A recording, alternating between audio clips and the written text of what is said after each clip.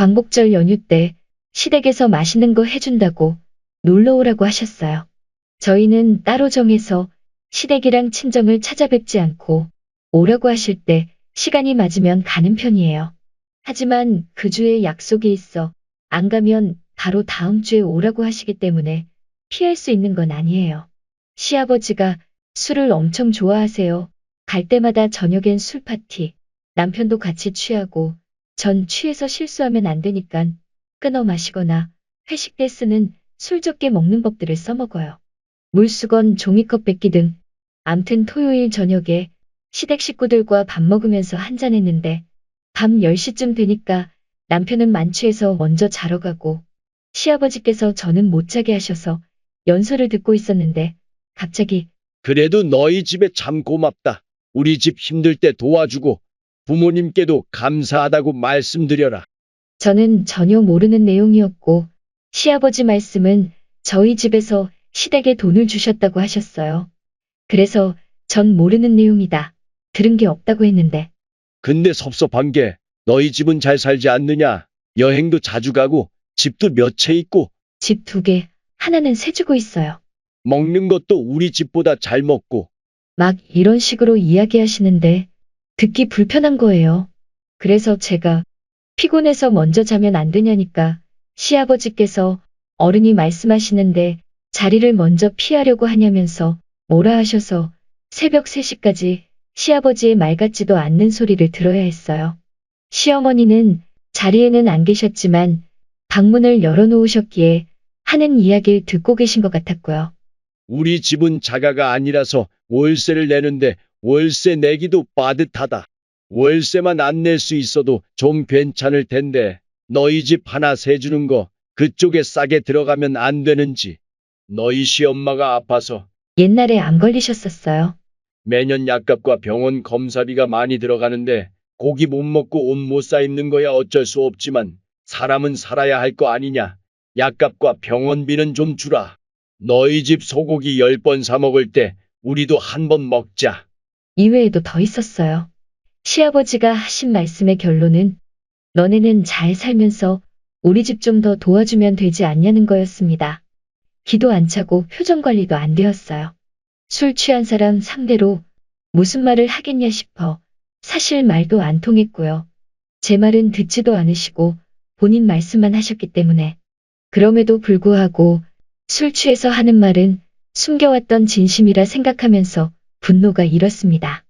우리 집에서 도와준 줄도 몰랐는데 도와준 것도 고맙게 생각 안 하고 더 도와달라고 하다니 이해가 되질 않았죠.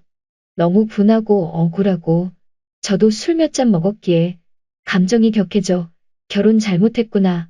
내 인생 망했다는 생각에 울면서 잠도 안 자고 뜬 눈으로 밤새워 남편 일어나자마자 보란듯이 집으로 혼자 와버렸어요. 남편은 상황 모르고 저조차 집에 와서 저에게 자초지종을 들은 상태이고 미안하다고는 했지만 더 이상 말없이 한숨만 푹푹 내쉬더라고요. 9시 되자마자 엄마한테 전화했는데 엄마 목소리 들리자마자 서름이 복받쳐 엉엉 울면서 시댁에 돈 얼마 줬냐고 왜 그런 짓 하냐고 따졌어요. 결혼 잘못한 내가 죄인인데 시댁에는 말도 제대로 못하면서 만만한 게 엄마라고. 엄마 말 들어보니 예전에 시댁이랑 밥 먹을 때 몇 번 부모님들끼리 밥 드신 적 있었어요. 생활이 힘들고 돈 엄청 급한데 구할 데가 없다는 식으로 말해 1,200만 원씩 몇 번 드렸답니다. 시아버지는 그런 말 할 수도 있지. 뭔 말을 못하겠다며 적반하장이고 시어머니는 미안하다고 하셨어요. 남편도 미안하다며 이해해달라는 입장이고 제가 일주일 넘게 그 문제로 이야기하니 부모님들께서 알아서 하신 문제이고 알아서 하실 문제이지. 네가 너무 과민 반응? 예민하다는 식으로 이제는 이야기하네요. 저희 집 부모님도 원체 옛날 사고방식인 분들이라 시댁에 잘하라고 분란 일으키지 말라고 하는데 저 속 터져 죽을 것 같아요. 별일 아닌데 제가 과민 반응하는 건가요? 이게 그냥 넘어갈 수 있는 문제인가요? 저 지금도 그날 생각하면 또 눈물이 나요.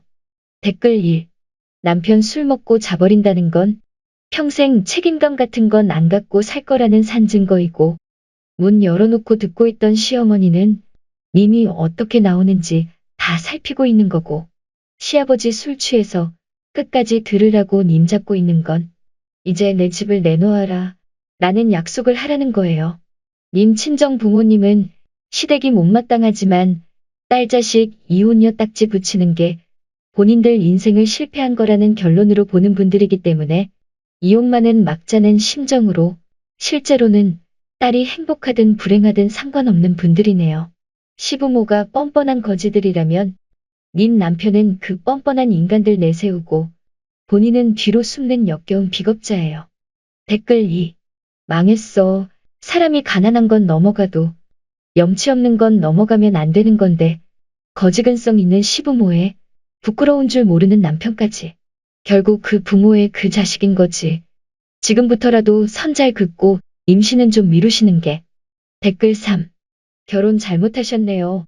친정 부모님 등의 시부모가 빨대 꽂으셨어요. 남편이 말하는 거 개소리고요. 우선 친정 부모님 폰에 시부모 연락처 수신 거부하시고요. 남편한테는 안 보고 산다 하세요. 그거 아님 이혼한다 하고요. 댓글 4. 남편을 안 끊어내면 결국 그 양반들 뜻대로 다 되겠네요. 남편 일찍 잔 거 판 깔아준 것 같은데 새벽 3시까지 술주정하는 시애비부터 에러임.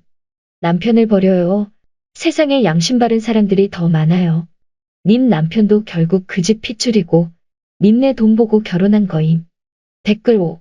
아, 시아버지 개 진상이네. 저라면 이제 다시 안 갈 것 같네요. 댓글 6. 우와, 사돈이 딸 줬더니 돈 내놓으라 하고 이젠 집까지 내놓으라네. 이거 미리 짰구만.